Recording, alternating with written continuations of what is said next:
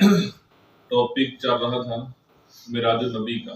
کل ہم نے شب معراج کا فلسفہ دیکھا کہ وجہ کیا تھی، اس کے پیچھے جو ہے بیک گراؤنڈ ریزنز واقعہ معراج.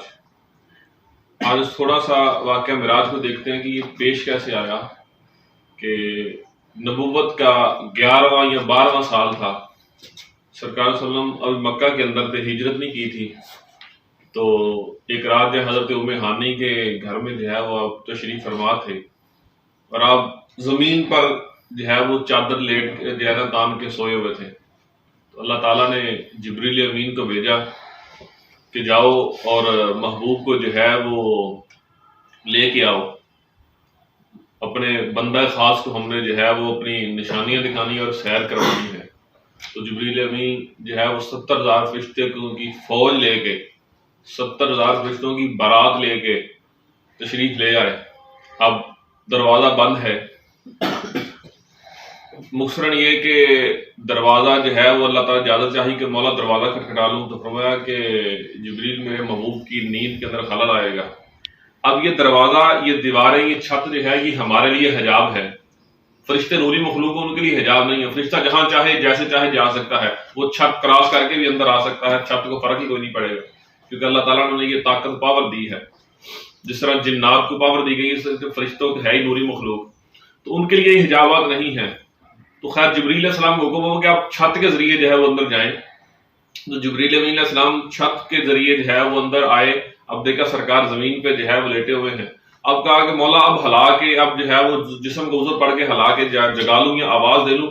فرمایا جبریل نہیں، یہ بھی ادب کے خلاف ہے. کہا مولا پھر طریقہ بتا دے خود ہی کہ میں کیسے جو ہے اب تیرے محبوب کو جگاؤں. تو فرمایا جبریل یاد کرو جب میں نے تجھے بنایا تھا تو میں نے تجھے جو ہے وہ تیرا جسم نوری بنایا تھا، اور تیرے یہ جو ہونٹ ہے یہ میں نے کفوری بنائے تھے. کفور ٹھنڈا ہوتا ہے.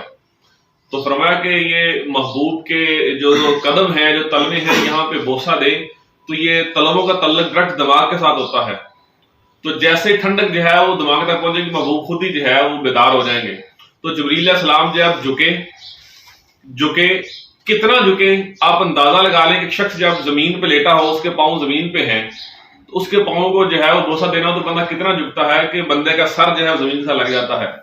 تو روح الامین جبریل امین فرشتوں کے سردار جو ہے وہ جھک کے سرکار صلی اللہ علیہ وسلم کے قدموں کو بوسہ دے رہے ہیں. اندازہ لگائیں وہ کیا عالم ہوگا، وہ کیسا منظر ہوگا کہ فرشتوں کا سردار امام الانبیاء قدموں کو بوسہ دے رہا ہے. تو سرکار قدموں کو بوسہ دیا تو سرکار جو ہے وہ آپ نے رخ انما سے چادر ہٹائی اور فرمایا کہ ہاں جبریل، یا رسول اللہ صلی اللہ علیہ وسلم، اللہ آپ کے دیدار کا مشتاق ہے، اللہ آپ کا دیدار کرنا چاہتا ہے، آپ کو سیر کروانا چاہتا ہے، ہمارے ساتھ چلیے.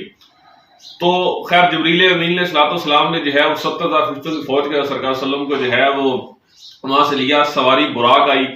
براق جو ہے وہ ایک جانور ہے، وہ کہہ لیں کہ گدھے سے بڑا، گھوڑے سے چھوٹا، درمیانے کہہ لیں کہ قد کا جانور.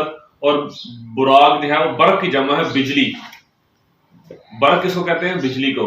وہ اسے بجلی کیوں کہا گیا؟ برق کیوں؟ بجلی کی سپیڈ سے جو ہے وہ چلتا تھا. کہا جاتا ہے کہ جہاں اس کی نظر پڑتی تھی وہاں پہ اس کا قدم پڑتا تھا، اتنی سپیڈ سے وہ لے کے جانے والا. تو خیر وہاں سے مسجد حرام سے جو ہے وہ آپ کو سوار کیا گیا، اور راستے میں چلتے چلتے جو ہے وہ چیزیں آئیں، کئی بستیاں آئیں. ایک بستی جب مدینہ شریف آئی تو جبریل صلی اللہ علیہ وسلم فرمانے لگے کہ حضور یہ آپ کی ہجرت گاہ مدینہ شریف ہے، یہاں پہ آپ آئیں گے، یہ آپ کی ہجرت گاہ ہوگی، اور یہاں پہ ہی آپ کا جو ہے روضہ انور بنے گا، یہیں پہ آپ دفن ہوں گے، یہیں سے پوری امت کو فیض ملے گا. اور پھر وہاں سے چلتے چلتے جو ہے وہ آپ جو ہے وہ فلسطین مسجد اقصیٰ کے اندر آگے. مسجد اقصیٰ کے اندر آگے 1,24,000 کم و بیش انبیاء کو جو ہے وہ آپ نے وہاں پہ امامت کرائی. آپ کو امام الانبیاء کا لفظ اس لیے کہا جاتا ہے کہ آپ نے امامت کرائی. 1,24,000 نبی جو ہے وہ پیچھے آپ کی انہوں نے جماعت جو ہے وہ نماز ادا کی. تو انشاءاللہ اس کو یہیں سے کنٹینیو کریں گے. اللہ تعالی ہمیں جو ہے علم دین سیکھنے کی توفیق عطا فرمائے.